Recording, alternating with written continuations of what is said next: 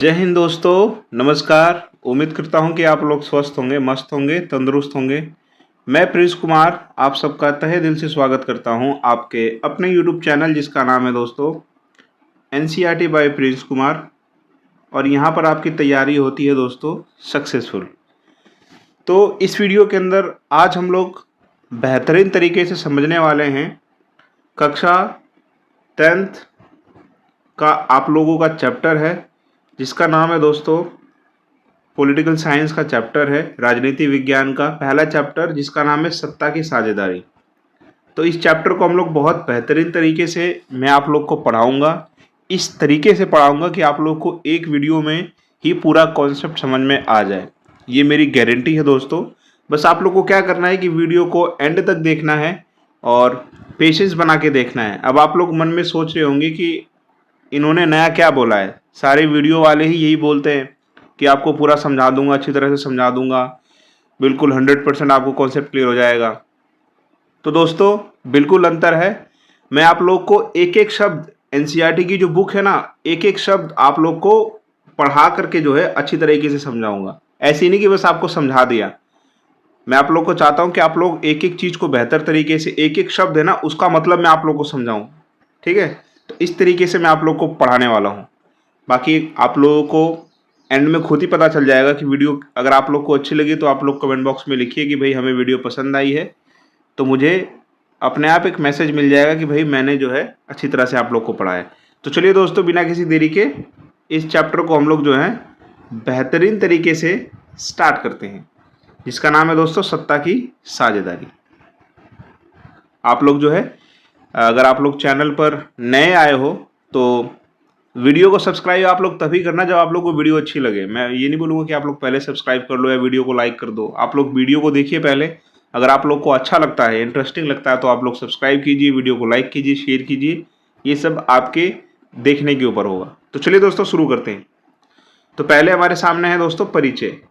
परिचय का मतलब क्या होता है? एनसीईआरटी किताब जब हम लोग खोलते हैं तो स्टार्टिंग में हमको फर्स्ट पेज पे लिखा होता है इंट्रोडक्शन, इंग्लिश में इंट्रोडक्शन, हिंदी में परिचय लिखा होता है। तो परिचय का मतलब होता है कि हम लोग आगे क्या क्या पढ़ने वाले हैं, उन तमाम चीज़ों को जो है इन्होंने बता रखा है कि हम लोग को जो है आगे क्या क्या पढ़ना है। तो इसलिए जो है ये परिचय दिया जाता है यहाँ पर। ठीक है दोस्तों, परिचय यहाँ पर दिया जाता है। तो देखिए हम लोग आगे क्या क्या क्या पढ़ने वाले हैं उसको हम लोग एक बार देख लेते हैं।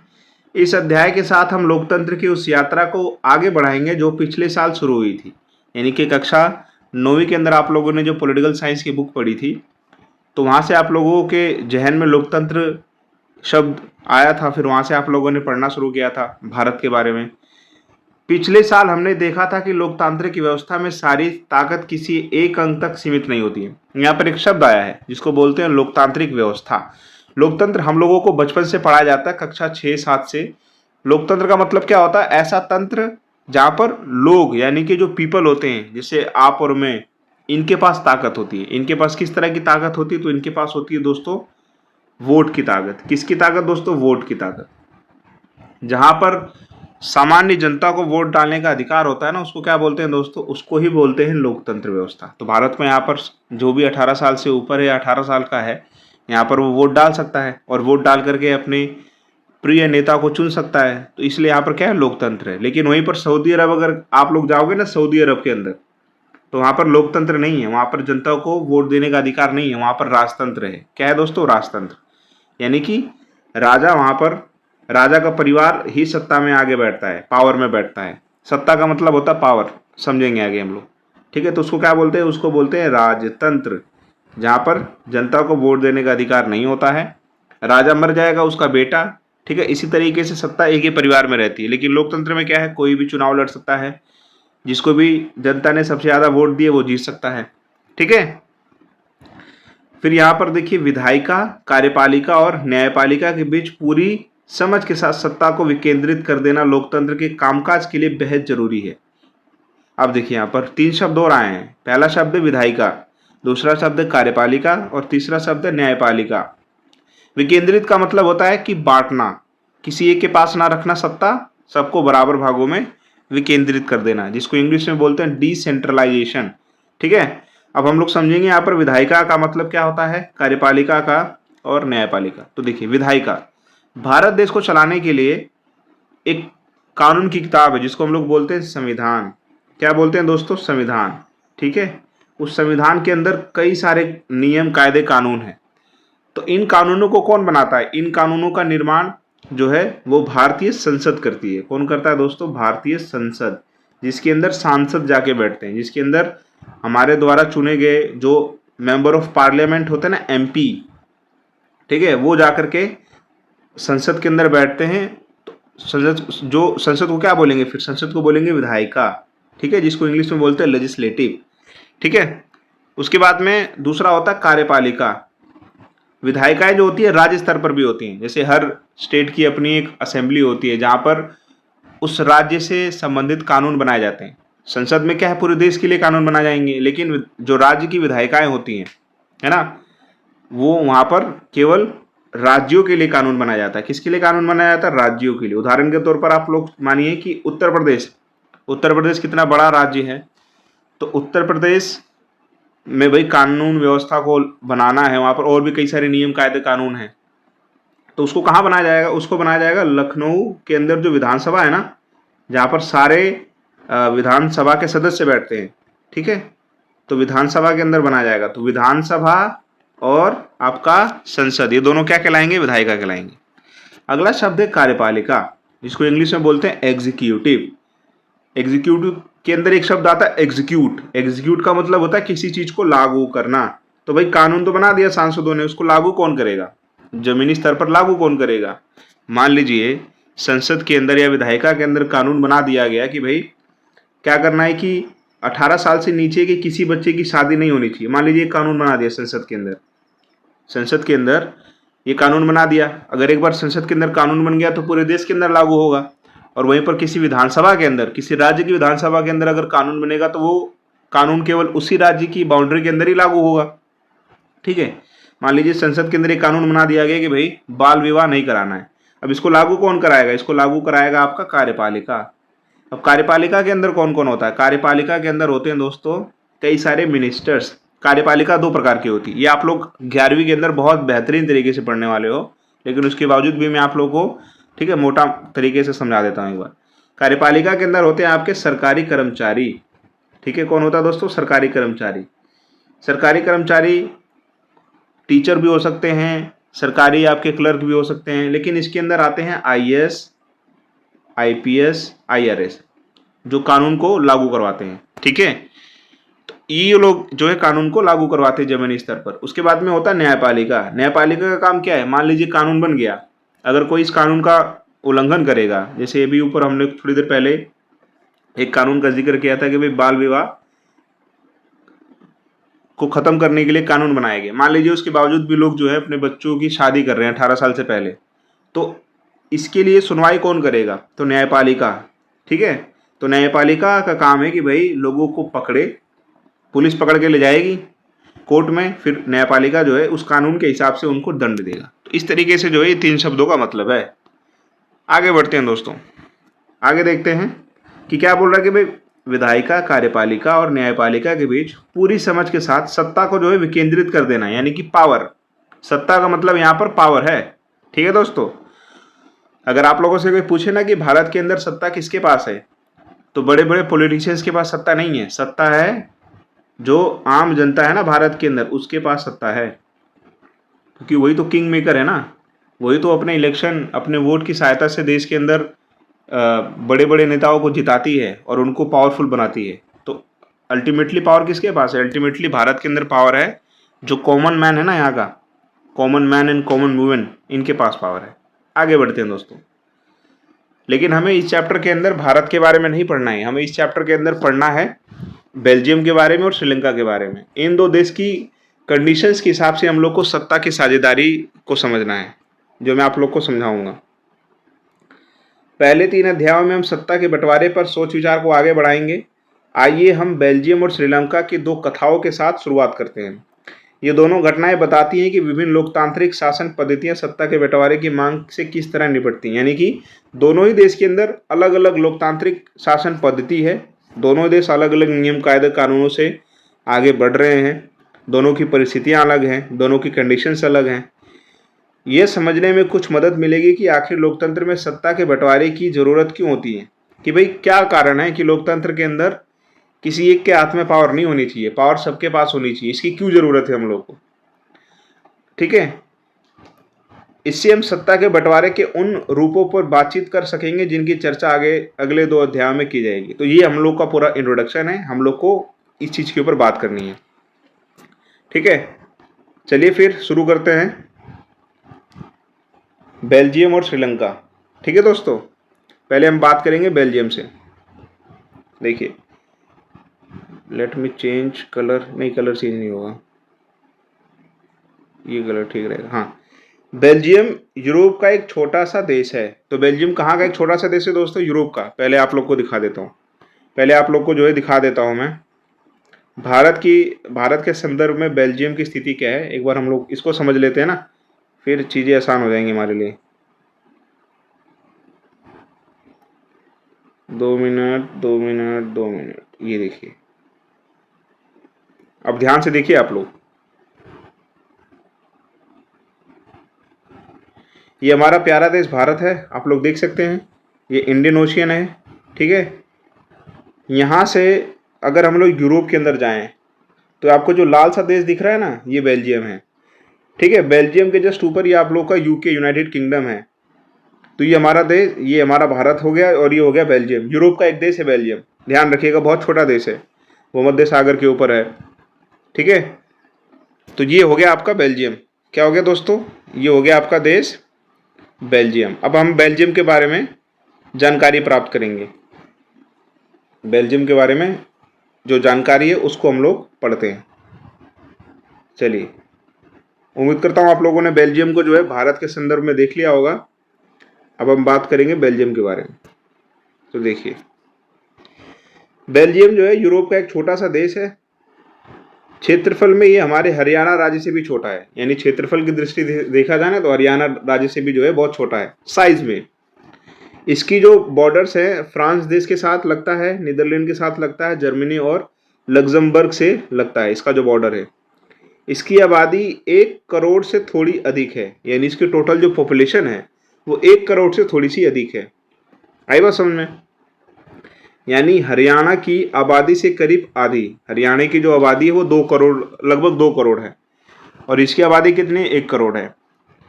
इस छोटे से देश के समाज की जातीय बुनावट बहुत जटिल है। यहाँ पर जो है इनकी जाति जो बुनावट है ना बहुत जटिल है, यानी कि अलग अलग भाषा के लोग यहाँ पर रहते हैं। देश की जो कुल आबादी है ना का 59% हिस्सा जो है, यानी कि मान लीजिए 59-60 लाख जो लोग हैं ना, वो कहाँ रहते हैं? फ्लेमिश इलाके में रहते हैं। ठीक है, और कौन सी भाषा बोलते हैं? डच भाषा बोलते हैं। और जो बाकी बच गए 40% लोग, यानी 40 लाख समथिंग के जो लोग हो गए ना, वो कहाँ रहते हैं? वो लोग रहते हैं वेलोनिया क्षेत्र में, और कौन सी भाषा बोलते हैं? फ्रेंच बोलते हैं। ठीक है, 59% जो लोग हैं वो फ्लेमिश इलाके में रहते हैं। फ्लेमिश एक इलाका होगा दोस्तों, वहाँ पर ये लोग रहते हैं। और कौन सी भाषा बोलते हैं? फ्लेमिश में रहने वाले लोग डच भाषा बोलते हैं। और जो बाकी 40 लाख, ये 40% लोग जो हैं वो वेलोनिया क्षेत्र में रहते हैं, और कौन सी भाषा बोलते हैं? फ्रेंच भाषा बोलते हैं। ठीक है, और थोड़े से शेष 1% लोग जर्मन बोलते हैं। क्या बोलते हैं दोस्तों? जर्मन की एक भाषा बोलते हैं। और कहाँ रहते हैं? राजधानी ब्रुसेल्स के 80% लोग फ्रेंच बोलते हैं, और 20% लोग डच बोलते हैं। आप ध्यान से देखिए आप लोग। अब बेल्जियम की जो कैपिटल है, राजधानी है, उसका नाम है ब्रुसेल्स। ब्रुसेल्स के इलाके में 80% लोग फ्रेंच बोलते हैं। ठीक है, और 20% लोग क्या बोलते हैं? डच बोलते हैं। तो आप लोगों के जहन में ये 2-3 बातें तो फिट हो गई होंगी कि यहाँ पर 3 भाषा बोलने वाले लोग ही पाए जाते हैं। एक तो डच भाषा बोल रहे हैं लोग, एक फ्रेंच भाषा बोल रहे हैं लोग, और थोड़े से जो बहुत कम आबादी में हैं वो लोग जर्मनी भाषा बोल रहे हैं। ठीक है, यहाँ तक बात क्लियर हो गई? ठीक है, आगे देखिए, आगे बढ़ते हैं हम लोग। अब देखिए, अल्पसंख्यक फ्रेंच भाषी लोग तुलनात्मक रूप से ज्यादा समृद्ध और ताकतवर रहते हैं। अब देखिए, यहाँ पर एक शब्द है अल्पसंख्यक। अल्पसंख्यक का मतलब क्या होता है? अब यहाँ पर अगर आप लोग अल्पसंख्यक शब्द को देखोगे ना तो ये 2 शब्दों से बना है। अल्प का मतलब होता है कम, और संख्यक यानी संख्या, यानी कि कम संख्या को क्या बोलते हैं? अल्पसंख्यक। जिनकी संख्या कम होती है ना उसको क्या बोलते हैं? अल्पसंख्यक। इंग्लिश में इसको बोलते हैं माइनॉरिटी। ठीक है। और इसी का उल्टा होता है बहुसंख्यक, यानी कि जिनकी संख्या बहुत ज्यादा होती है उनको क्या बोलते हैं? बहुसंख्यक। ठीक है, तो ये शब्द क्लियर हो गया ना? ये शब्द क्लियर रहेगा तो आगे आप लोग को चीजों को समझने में बहुत हेल्प होने वाली है। तो देखिए, अल्पसंख्यक फ्रेंच भाषी लोग तुलनात्मक रूप से ज्यादा समृद्ध है। अब देखिए, जो फ्रेंच भाषा बोलने वाले लोग हैं ना वो अल्पसंख्यक हैं। क्या है दोस्तों? अल्पसंख्यक। ठीक है। और ये जो कम संख्या वाले लोग हैं ना, फ्रेंच भाषा वाले लोग, यही लोग जो है बहुत ज्यादा समृद्ध हैं, यानी बहुत ज्यादा पैसे वाले हैं, एजुकेशन में इनकी कंडीशन अच्छी है, मतलब बहुत अच्छी खासी लाइफस्टाइल ये लोग जी रहे हैं। और क्या है दोस्तों? ताकतवर हैं, यानी कि इनका जो है राजनीति के अंदर भी हस्तक्षेप है। और बहुत बहुत बाद में जाकर आर्थिक विकास और शिक्षा का लाभ पाने वाले डच भाषी लोगों को इस स्थिति से नाराजगी थी। अब देखिए, और जो बहुसंख्यक हैं यानी डच भाषा बोलने वाले लोग जो बहुत ज्यादा संख्या में है ना, इनकी साथ उल्टा है, इनकी कंडीशन खराब है। ठीक है ना, ये समृद्ध नहीं है और इनको थोड़ा सा ईर्ष्या होता है। किससे? अल्पसंख्यक फ्रेंच वालों से। आप लोग इस तरह से समझने की कोशिश कीजिए इसको, इस पूरे सिनेरियो को इस तरह से आप लोग समझिए। आपकी क्लास है या आपका एक मोहल्ला है, ठीक है, उसमें जो कम संख्या वाले लोग हैं ना, ठीक है, जो कम संख्या वाले लोग हैं वो ज्यादा पैसे वाले हैं, और जो ज्यादा संख्या वाले लोग हैं ना वो गरीब हैं, शिक्षा भी नहीं उनके पास। तो ज्यादा संख्या वाले जो है वो कम संख्या वालों से जलते हैं, ईर्ष्या करते हैं। तो सेम टू सेम बेल्जियम के अंदर भी यही हो रहा है। ठीक है दोस्तों, जो कम संख्या में है वो ज्यादा समृद्ध हैं, ताकतवर हैं, और जो ज्यादा संख्या में है, जैसे डच डच बोलने वाले लोग ज्यादा संख्या के अंदर हैं और वो क्या है दोस्तों? गरीब है। ठीक है, तो ये यहाँ पर हो रहा है। तो इसके बाद देखिए, यहाँ पर अब शुरू होगी प्रॉब्लम, यहाँ पर अब प्रॉब्लम शुरू होगी, क्योंकि एक जिसके पास प्रॉपर सत्ता है और जिसके पास प्रॉपर सत्ता नहीं है, गरीब है, तो वो जिसके पास है ना उससे ईर्ष्या करता है। फिर दोनों के बीच में टसल शुरू होती है। दोनों के बीच में क्या शुरू होता है दोस्तों? गतिरोध, प्रॉब्लम शुरू होती है। और ये प्रॉब्लम अब बेल्जियम के अंदर स्टार्ट होने वाली है। तो देखिए, इसके चलते 1950 और 1960 के दशक में फ्रेंच और डच बोलने वाले समूहों के बीच में तनाव बढ़ने लगा। ठीक है, इन दोनों समुदायों के टकराव का सबसे तीखा रूप ब्रुसेल्स में दिखा। ठीक है, यह एक विशेष तरह की समस्या थी। डच बोलने वाले लोग संख्या के हिसाब से अपेक्षाकृत ज्यादा थे, लेकिन धन और समृद्धि के मामले में कमजोर अल्पमत में थे। संख्या में तो ज्यादा थे, ठीक है, लेकिन धन के मामले में, समृद्धि के मामले में कम थे दोस्तों। यही बात इनको खलती थी कि भाई हम तो ज्यादा लोग हैं तो हमारी तो हमें तो ज्यादा पावर होनी चाहिए, और जो कम थे वो ज्यादा पावरफुल थे। उसके बाद में देखिए, ये तो हो गया आप लोग का एक ओवरव्यू बेल्जियम के बारे में कि भाई बेल्जियम की कंडीशन क्या है। अब हम बात करेंगे श्रीलंका की कंडीशन के बारे में। ठीक है, और श्रीलंका की कंडीशन भी कुछ बेल्जियम की तरह ही है। ध्यान से देखिए। आइए इस स्थिति की तुलना एक और देश से करें। श्रीलंका एक द्वीपीय देश है जो तमिलनाडु के दक्षिणी तट से कुछ किलोमीटर की दूरी पर स्थित है। अब एक बार हम लोग श्रीलंका को भी देख लेते हैं दोस्तों। ठीक है, श्रीलंका को भी देख लेते हैं। आप लोगों ने वैसे कई बार श्रीलंका को देखा होगा, ऐसी बात नहीं। ये देखिए, ये हमारा प्यारा देश भारत है, आप लोग देख सकते हैं। ये हमारा प्यारा देश भारत है ना दोस्तों, कितना खूबसूरत देश है हमारा, ये प्यारा देश है। इसके दक्षिण में ये आप लोगों ने, यही हमारा पड़ोसी देश श्रीलंका है। ठीक है दोस्तों, जो तमिलनाडु से बॉर्डर टच करता है, हिंद महासागर के अंदर है ना, ये श्रीलंका है दोस्तों। अब यहाँ पर क्या घटनाएं होती हैं जिसकी वजह से हम लोग इसके बारे में पढ़ते हैं, आइए समझते हैं। देखिए, अब ध्यान से देखिए आप लोग। श्रीलंका एक द्वीपीय देश है। ठीक है, द्वीप का मतलब होता है दोस्तों जो चारों तरफ से समुद्र से घिरा होता है। तमिलनाडु के दक्षिणी तट से कुछ किलोमीटर की दूरी पर स्थित है। सही है। इसकी आबादी करीब 2 करोड़ है। इसकी जो टोटल पॉपुलेशन है वो 2 करोड़ है। ठीक है, यानी हरियाणा के बराबर। दक्षिण एशिया के अन्य देशों की तरह श्रीलंका की आबादी में भी कई जातीय समूहों के लोग रहते हैं, यानी कि यहाँ पर भी कई सारे अलग अलग जातीय के लोग रहते हैं, अलग अलग धर्म के लोग रहते हैं। सबसे प्रमुख सामाजिक समूह सिंगलियों का है, जिनकी आबादी कुल जनसंख्या का 74% है। आप ध्यान से देखिए, आप लोग इस बात को ध्यान से समझिए। श्रीलंका के अंदर बहुसंख्यक यानी कि अधिक संख्या में कौन है? सिंगली हैं, जिनकी जो टोटल पॉपुलेशन है वो 74% है दोस्तों। कितनी है दोस्तों? 74%। ठीक है। सबसे प्रमुख सामाजिक समूह है सिंगली, जिनकी आबादी कुल जनसंख्या का 74% है। ठीक है, ये तो एक हो गया बात। अब आप ध्यान से देखिए, फिर तमिलों का नंबर आता है, जिनकी आबादी कुल जनसंख्या का 18% है। तमिल भी रहते हैं वहां पे। ठीक है, जिनकी पॉपुलेशन जो है वो है 18%। यानी कि तमिल क्या है वहां पे? अल्पसंख्यक हैं, और सिंगली क्या है वहां पर? बहुसंख्यक हैं। लेकिन यहाँ पर भी कहानी उल्टी हो जाती है। जो कम संख्या में तमिल है ना, ये लोग ज्यादा पावरफुल, ज्यादा शिक्षित, ज्यादा पैसे, ज्यादा समृद्ध इनके पास था। और जो ज्यादा संख्या में सिंगली थे, इनके पास इतनी पावर नहीं थी, इनके बच्चे भी ज्यादा पढ़े लिखे नहीं थे, समृद्ध नहीं थे। अब इन दोनों के बीच में सत्ता को लेकर के problem same to same Belgium के यहाँ पर। लेकिन बेल्जियम में भाषा के आधार पे था, यहाँ पर जो है आप लोग धर्म के आधार पर भी देख सकते हैं। ठीक है, आगे देखिए। श्रीलंका में भी जो है ना,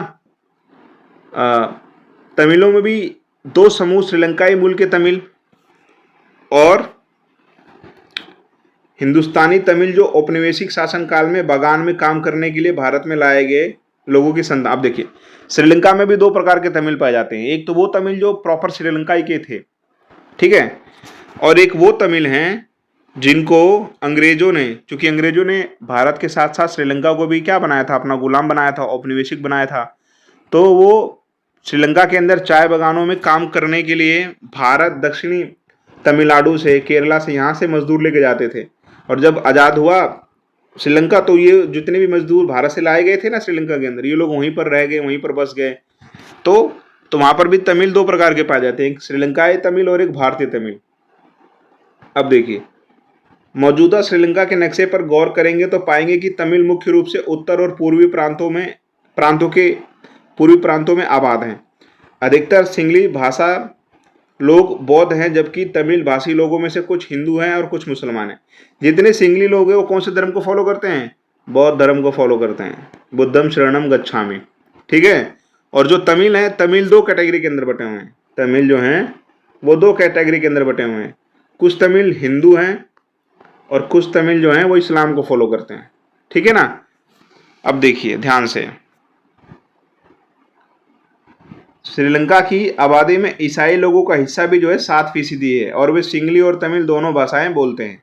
ईसाई भी यहाँ पर पाए जाते हैं। अब देखिए, अब जरा सोचिए कि ऐसी स्थिति में क्या हो सकता है। बेल्जियम में तो डच भाषी लोग और अपनी बड़ी संख्या के बल पर फ्रेंच भाषी और जर्मन भाषी लोगों पर अपनी छाएं थोप सकते थे। ठीक है, इससे उनके बीच की लड़ाई और बढ़ जाती। संभव था इससे देश बढ़ जाता और ब्रुसेल्स पर दोनों पक्ष अपना अपना दावा ठोकते। श्रीलंका में जो है सिंगली आबादी का बहुमत और ज़्यादा था, और वे लोग मुल्क में अपनी मनमानी चला सकते थे।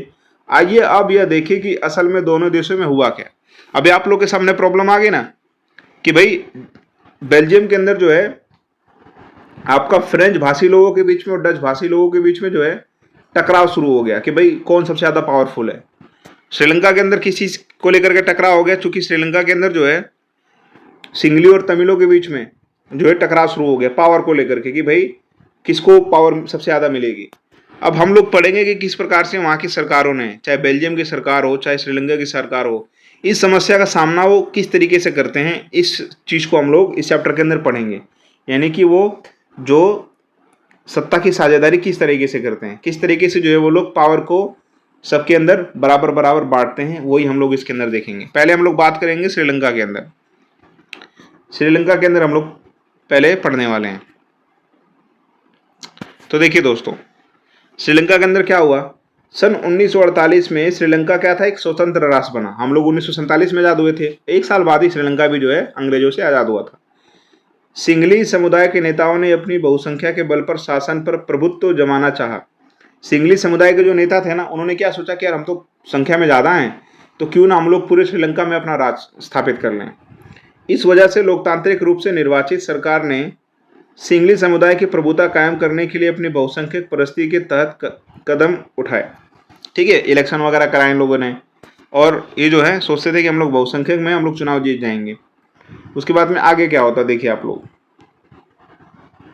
1956 में एक कानून बनाया गया कि जिसके तहत तमिल को दरकिनार करके सिंगली को एकमात्र राजभाषा घोषित कर दिया गया। अब देखिए पहला कदम उठाया सिंगलियों ने, उन्होंने बोला कि हम लोग संख्या में ज़्यादा हैं, हम लोग बहुसंख्यक हैं, तो हम लोग एक ऐसा कानून बनाएंगे जिसके अंदर हम लोग श्रीलंका के अंदर जो है सिंगली को एकमात्र राजभाषा घोषित कर देंगे।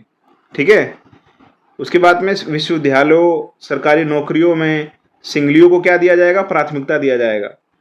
नए संविधान में यह प्रावधान भी किया गया कि सरकार बौद्ध मत को संरक्षण और बढ़ावा देगी। अब देखिए अब ये सारा अपना मनमानी ये लोग सोचने लग गए थे, कौन, सिंगली, कि भाई हमारे बच्चों को विश्वविद्यालयों के अंदर, नौकरियों के अंदर आरक्षण दिया जाएगा और हमारे बौद्ध धर्म को भी संरक्षण मिलेगा, भाषा को भी संरक्षण मिलेगा।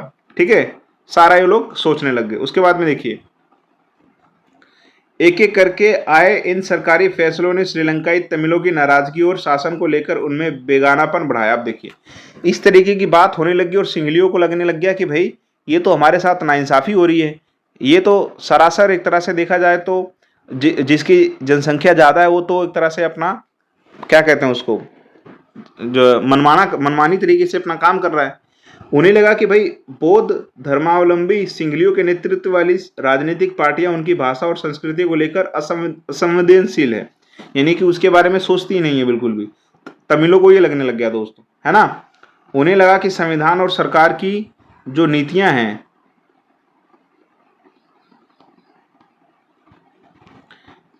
उन्हें समान राजनीतिक अधिकारों से वंचित कर रही हैं, नौकरियों और फायदों के अन्य कामों में उनके साथ भेदभाव हो रहा है और उनके हितों की अनदेखी की जा रही है।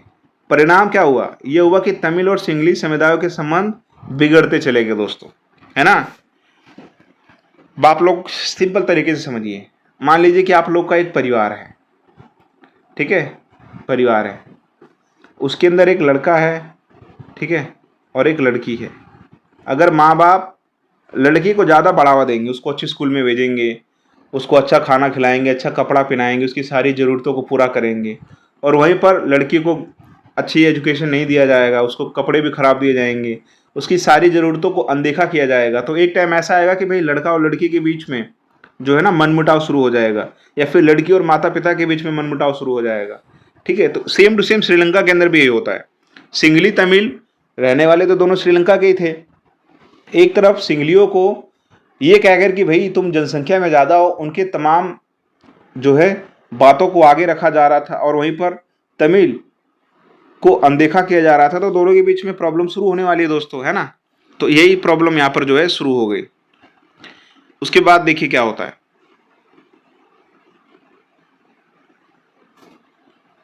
आगे देखिए, श्रीलंकाई तमिलों ने अपनी राजनीतिक पार्टियां बनाई और तमिल को राजभाषा बनाने, क्षेत्रीय स्वायत्ता हासिल करने तथा शिक्षा और रोजगार में समान अवसरों की मांग को लेकर संघर्ष किया।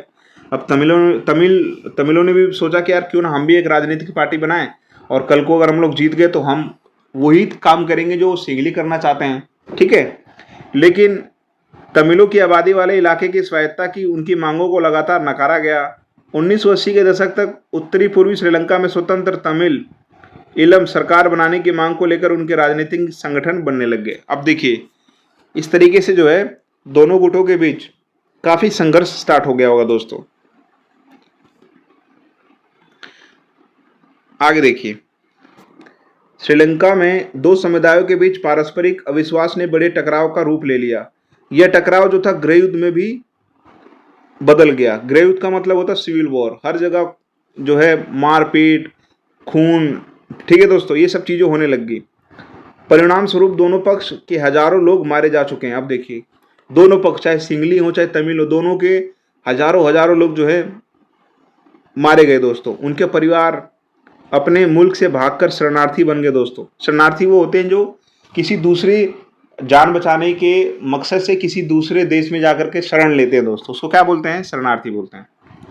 इससे भी कई गुना ज्यादा लोगों की रोजी रोटी चौपट हो गई। देखिए श्रीलंका जैसा इतना अच्छा देश दोस्तों, आर्थिक मजबूत देश, इस चक्करों में पड़ने के बाद, गृह युद्ध होने के बाद उसकी हालत बिल्कुल खराब होने लग गई।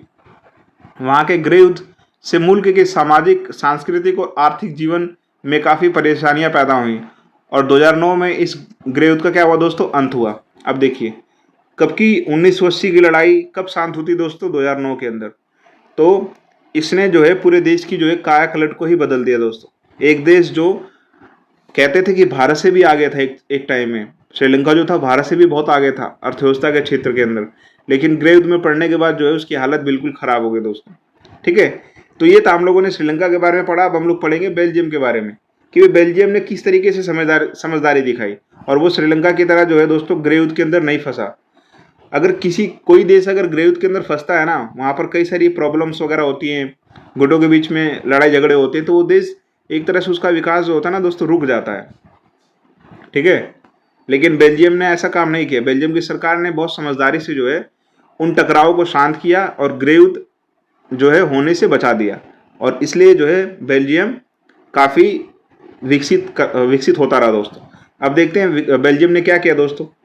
ठीक है, तो देखिए बेल्जियम के नेताओं ने श्रीलंका से अलग रास्ता अपनाने का फैसला किया। ठीक है भाई, उन्होंने क्षेत्रीय अंतर और सांस्कृतिक विविधता का मतलब होता है कि जब एक ही समय पर अलग अलग संस्कृति हो, अलग अलग भाषा हो, तो उसको क्या बोलते हैं? विविधता, डाइवर्सिटी। ठीक है ना, को स्वीकार किया। 1970 और 1993 के बीच उन्होंने अपने संविधान में 4 संशोधन सिर्फ इस बात के लिए किए कि देश में रहने वाले किसी भी आदमी को बेगानेपन का एहसास ना हो और सभी मिलजुल कर रह सके। उन्होंने अपने संविधान के अंदर बदलाव किया। ठीक है, और बदलाव केवल इस मकसद से किया कि किसी को ये ना लगे कि भाई सरकार हमारी बात को सुन नहीं रही है। ठीक है ना, इसलिए किया। इसके लिए जो व्यवस्था की वह बहुत ही कल्पनाशील तथा कोई और देश ऐसा नहीं कर पाया। अब देखिए बेल्जियम ने ऐसा क्या किया, उसके यहाँ पर भी तो श्रीलंका जैसे ही टकराव थे ना, वहाँ पर भी फ्रेंच और आप लोग का जो डच लोग थे वो कहते थे कि हमें पावर दो। तो वहाँ की सरकार ने किस तरीके से इस इशू को हैंडल किया और उसको समाधान किया, वो हम लोग को पढ़ना है। पहला तो उसने किया कि संविधान के अंदर बदलाव किया और दोनों ही पक्षों की बातों को उसने शामिल किया। आगे देखिए, बेल्जियम के मॉडल संविधान में इस बात का स्पष्ट प्रावधान है कि केंद्रीय सरकार में डच और फ्रेंच भाषी मंत्रियों की संख्या समान रहेगी। देखिए कितनी खूबसूरत काम किया इन लोगों ने। वहां पर लड़ाई केवल भाषा की थी। ठीक है, तो बेल्जियम की सरकार ने बोला कि भाई जो केंद्र सरकार बनेगी ना, उसके अंदर कुछ आधे डच बोलने वाले लोग भी होंगे और आधे फ्रेंच बोलने वाले मंत्री भी रहेंगे, यानी कि बराबर बराबर रहेंगे। तो किसी को ये ना लगे कि भाई मेरे ज्यादा हो गए, किसी को ये ना लगे कि मेरे कम हो गए, तो बात बराबर बराबर की गई। तो यहाँ इनका टसल खत्म हो गया। कुछ विशेष कानून भी बन सकते हैं जब दोनों भाषाई समूह के सांसदों का बहुमत उसके पक्ष में। इस प्रकार किसी एक समुदाय के लोग एक तरफा फैसला नहीं कर सकते, यानी कि अगर कोई डिसीजन लेना होगा ना तो आपको बहुमत के हिसाब से लेना पड़ेगा।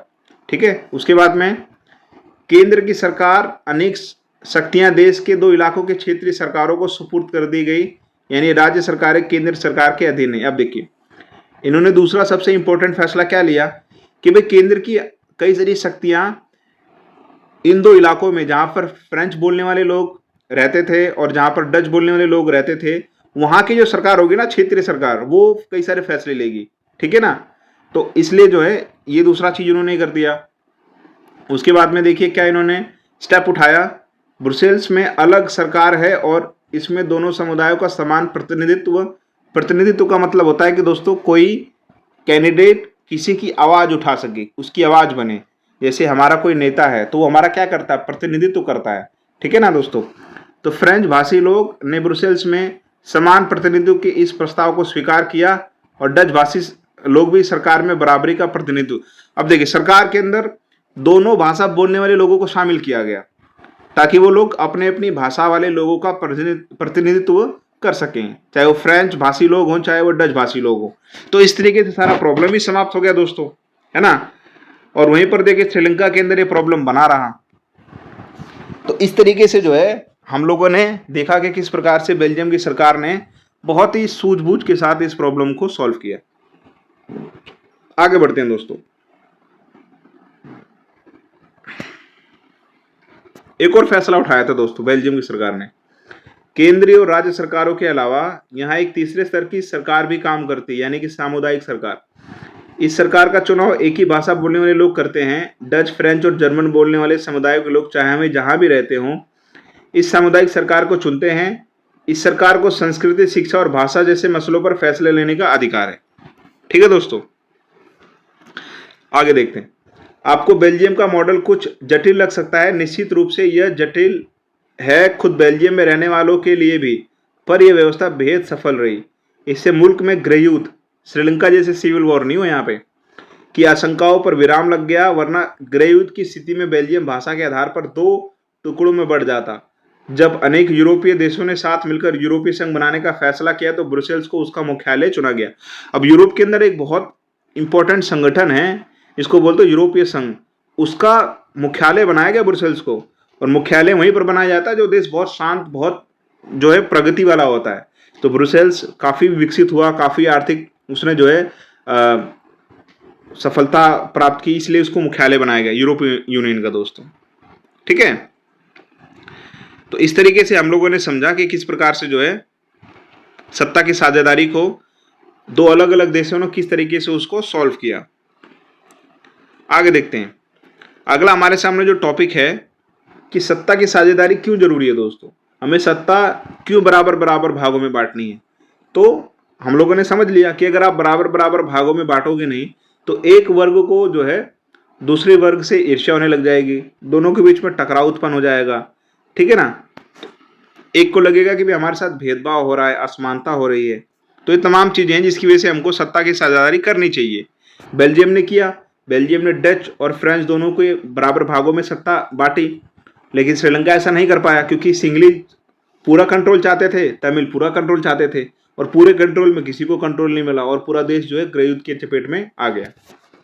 आगे देखिए, इस प्रकार के सत्ता के बंटवारे में पक्ष में 2 तरह के तर्क दिए जा सकते हैं। पहला, तो सत्ता का बंटवारा ठीक है क्योंकि इससे विभिन्न सामाजिक समूहों के बीच में टकराव का जो अंदेशा होता है ना, वो कम हो जाता है।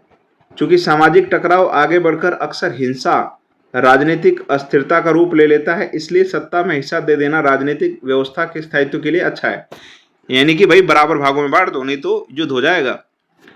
उसके बाद में बहुसंख्यक समुदाय की इच्छा को बाकी सभी पर थोपना तत्कालिक तौर पर लाभकारी लग सकता है, पर आगे चलकर यह देश को कई सारे टुकड़ों में बांट देगा। उसके बाद में बहुसंख्यकों का अत्याचार सिर्फ अल्पसंख्यकों के लिए ही परेशानी पैदा नहीं कर सकता, अक्सर यह बहुसंख्यकों के लिए भी हानिकारक हो सकता है ना। उसके बाद में सत्ता का बंटवारा लोकतांत्रिक व्यवस्था के लिए ठीक है। इसके पक्ष में एक बात कही जा सकती है और वह बात कहीं ज्यादा गहरी है। सत्ता की साझेदारी दरअसल लोकतंत्र की आत्मा है। जैसे भारत के अंदर आप लोग देखो, भारत के अंदर धर्म के आधार पर कितने सारे धर्म के लोग यहाँ पर रहते हैं, लेकिन संविधान ने सबको बराबर अधिकार दे रखे हैं। ठीक है, वहीं पर हमारे देश के अंदर कुछ अल्पसंख्यक धर्म हैं, जैसे कि इस्लाम हो गया, सिख हो गए, जैन हो गए, बौद्ध हो गए, ईसाई हो गए, तो इनको कुछ स्पेशल राइट दे रखे हैं, इनको कुछ आरक्षण दे रखा है, जैसे कि ये लोग अपना स्कूल कॉलेज स्थापित कर सकते हैं, अपने हिसाब से इसको चला सकते हैं। ठीक है, ये अपने संस्कृति को बढ़ावा दे सकते हैं। तो ये कुछ इस तरीके से क्या है कि जो बहुसंख्यक है उनको वो भी अपना बढ़िया से रह रहे हैं, जो अल्पसंख्यक हैं वो भी रह रहे हैं, और उनको जो है सरकार एक्स्ट्रा बेनिफिट दे रही है। ठीक है, तो इस तरीके से भारत के अंदर ये कितना खूबसूरत तरीके से सब रहते हैं, प्यार मोहब्बत से। कि लोकतंत्र का मतलब ही होता है कि जो लोग इस शासन व्यवस्था के अंतर्गत उनके बीच सत्ता को बांटा जाए और ये लोग इसी ढर्रे पर रहे। इसलिए वैध सरकार वही है जिससे अपनी भागीदारी के माध्यम से सभी समूह शासन व्यवस्था से जोड़ते हैं। ठीक है दोस्तों, आगे देखिए, इन तर्कों में से एक को हम युक्तिपरक और दूसरे को नैतिक तर्क कह सकते हैं। युक्तिपरक या समझदारी का तर्क लाभ पर परिणाम पर जोर देता है, जबकि नैतिक तर्क सत्ता के बंटवारे के अंतर्भूत महत्व को बताता है। ठीक है, तो ये था दोस्तों। आगे देखिए, ये आप लोगों को पढ़ना है खलील की उलझन, ये आप लोगों के लिए होता है, रीडर्स के लिए। आगे देखते हैं, कुछ काम बताने लायक है। सत्ता की साझेदारी के रूप, इसको पढ़ते हैं हम लोग, ये बहुत इंपॉर्टेंट है दोस्तों। तो देखिए, सत्ता के साझेदारी के रूप हमको कवर करने हैं। राजनीतिक सत्ता का बंटवारा नहीं किया जा सकता, इसी धारणा के विरुद्ध सत्ता की साझेदारी का विचार सामने आया था। लंबे समय से यही मान्यता चली आ रही थी कि सरकार की सारी शक्तियां एक व्यक्ति या किसी खास स्थान पर रहने वाले व्यक्ति समूह के हाथ में रहनी चाहिए। अगर फैसले लेने की शक्ति बिखर गई तो तुरंत फैसले लेना और उन्हें लागू करना संभव नहीं होगा। ठीक है, आगे देखिए, लेकिन लोकतंत्र का एक बुनियादी सिद्धांत है कि जनता ही सारी राजनीतिक शक्ति का स्रोत है। इसमें लोग स्वयं शासन की संस्थाओं के माध्यम से अपना शासन चलाते हैं। एक अच्छे लोकतांत्रिक शासन में समाज के विभिन्न समूहों, उनके विचारों को उचित सम्मान दिया जाता है और सार्वजनिक नीतियां तय करने में सबकी बातें शामिल होती हैं। इसलिए उसी लोकतांत्रिक शासन को अच्छा माना जाता है जिसमें ज़्यादा से ज़्यादा नागरिकों को राजनीतिक सत्ता में हिस्सेदार बनाया जाता है। भारत के अंदर सबको हिस्सेदार, सब हिस्सेदार है ना, सब जो है डिसाइड करते हैं। कैसे डिसाइड करते हैं? वोट के माध्यम से। तो सारे संतुष्ट हैं। मान लो कि अगर हम जो है एक केवल आदमियों को केवल हम वोट डालने का अधिकार दें और औरतों को नहीं दे, तो औरतें जो हैं वो नाराज हो जाएंगी कि नहीं हो जाएंगी? इसलिए हम लोगों ने भारत के अंदर सारे अधिकार सबके अंदर बराबर बांटे हुए हैं। ऐसा कोई भी अधिकार नहीं है कि केवल हमने एक कैटेगरी को दे रखा और दूसरी कैटेगरी को नहीं दे रखा है। ठीक है दोस्तों, जब आप भेदभाव करते हो ना तब प्रॉब्लम उत्पन्न होती है। ठीक है, आगे देखिए। शासन के विभिन्न अंग जैसे विधायिका, समझा दिया था मैंने आप लोगों को, कार्यपालिका, न्यायपालिका के बीच सत्ता का बंटवारा रहता है। इसे हम सत्ता का क्षैतिज वितरण कहेंगे क्योंकि इसमें सरकार के विभिन्न अंग एक ही स्तर पर रहकर अपने अपने शक्ति का उपयोग करते हैं। ऐसे बंटवारे से यह सुनिश्चित हो जाता है कि कोई भी एक अंग सत्ता का असीमित उपयोग नहीं करेगा, सबको बराबर बराबर जो है हिस्सा दिया होता है। इससे विभिन्न संस्थाओं के बीच सत्ता का संतुलन बनता है। लोकतांत्रिक संस्थाओं के बारे में 9वीं कक्षा में पढ़ते हुए हमने देखा था कि हमारे देश में कार्यपालिका सत्ता का उपयोग करती जरूर है पर संसद के अधीन कार्य करती है। न्यायपालिका की नियुक्ति कार्यपालिका करती है और न्यायपालिका ही कार्यपालिका पर, विधायिका पर क्या बनाती है दोस्तों? कानून बना करके अंकुश रखती है। ठीक है, सेकंड पॉइंट क्या है इसका? सरकार के बीच भी विभिन्न स्तरों पर सत्ता का बंटवारा हो सकता है। जैसे पूरे देश के लिए एक सामान्य सरकार हो, फिर प्रांत या क्षेत्रीय स्तर पर अलग अलग सरकार हो। पूरे देश के लिए बनने वाली ऐसी सामान्य सरकार को अक्सर संघ या केंद्र सरकार कहते हैं। जैसे भारत के अंदर है, पूरे भारत को शासन करने वाली सरकार केंद्र सरकार, राज्यों पर शासन करने वाली सरकार राज्य सरकार, है ना दोस्तों। प्रांत या क्षेत्रीय स्तर की सरकारों को हर जगह अलग अलग नामों से पुकारा जाता है। भारत में हम इन्हें राज्य सरकार कहते हैं और हर देश में बंटवारा ऐसा ही नहीं होता है। आगे देखिए, हमारी तरह जिन देशों में ऐसी व्यवस्था है वहां के संविधान में इस बात का स्पष्ट उल्लेख है कि केंद्र और राज्य सरकारों के बीच सत्ता का बंटवारा किस तरह होगा। बेल्जियम में तो यह काम हुआ पर श्रीलंका में नहीं हुआ। राज्य सरकारों से नीचे के स्तर की सरकारों के लिए भी ऐसी ही व्यवस्था हो सकती है। नगर पालिका, पंचायतें ऐसी ही इकाइयां हैं। ठीक है दोस्तों, अगला पॉइंट देखिए। थर्ड पॉइंट क्या बोल रहा है इसके बारे में? सत्ता का बंटवारा विभिन्न सामाजिक समूहों, मसलन भाषाई, धार्मिक समूहों के बीच भी हो सकता है। बेल्जियम में सामुदायिक सरकार इस व्यवस्था का एक अच्छा उदाहरण है। कुछ देशों के संविधान और कानून में इस बात का प्रावधान है कि सामाजिक रूप से कमजोर समुदाय और महिलाओं को विधायिका प्रशासन में हिस्सेदारी दी जाए। पिछले साल हमने अपने देश में प्रचलित आरक्षित चुनाव क्षेत्र वाली ऐसी व्यवस्था के बारे में पढ़ा था। इस तरह की व्यवस्था विधायिका प्रशासन में अलग अलग सामाजिक समूह को हिस्सेदारी देने के लिए की जाती है। उसके बाद में अगला पॉइंट, फोर्थ पॉइंट, ये क्या बोल रहा है? सत्ता के बंटवारे का एक रूप हम विभिन्न प्रकार के दबाव समूह, आंदोलनों द्वारा शासन को प्रभावित, नियंत्रित करने के तरीके में भी लक्ष्य कर सकते हैं। लोकतंत्र में लोगों के सामने सत्ता के दावेदार के बीच चुनाव का विकल्प जरूर रहना चाहिए। जैसे भारत के अंदर पावर किसको देनी है, कौन डिसाइड करेगा? जनता डिसाइड करेगी। इलेक्शन होंगे, चुनाव होगा दोस्तों, जो जिसके पास सबसे ज़्यादा वोट होंगे वो जीत जाएगा दोस्तों, उसके पास पावर आ जाएगी। समकालीन लोकतांत्रिक व्यवस्थाओं में यह विकल्प विभिन्न पार्टियों के रूप में उपलब्ध होता है। पार्टियां सत्ता के लिए आपस में प्रतिस्पर्धा करती हैं। पार्टियों की आपसी प्रतिद्वंदिता इस बात को सुनिश्चित कर देती है कि सत्ता एक व्यक्ति, एक समूह के हाथ में ना रहे दोस्तों। तो ये आप लोग का चैप्टर था और इसके जो है प्रश्न उत्तर हैं। उम्मीद करता हूँ कि आप लोग को चैप्टर समझ में आया होगा दोस्तों। मैं आप लोग को बेहतरीन तरीके से बता पाया हूँगा। आप लोग को इस चैप्टर का प्रश्न उत्तर चाहिए कि नहीं चाहिए, आप लोग कमेंट बॉक्स में बताइए। ठीक है, जितने ज़्यादा कमेंट्स होंगे क्वेश्चन आंसर के फेवर में फिर मैं वीडियो बनाऊंगा दोस्तों, नहीं तो मैं अगले चैप्टर की प्रिपरेशन करूंगा ताकि मैं आप लोग को बेहतरीन तरीके से पढ़ा सकूं।